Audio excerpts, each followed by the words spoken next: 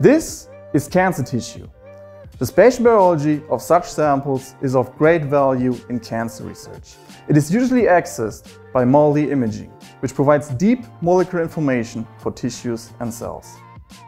However, acquiring this amazing level of detail may correlate to extensive measurement times, which naturally limits sample throughput but also sample size.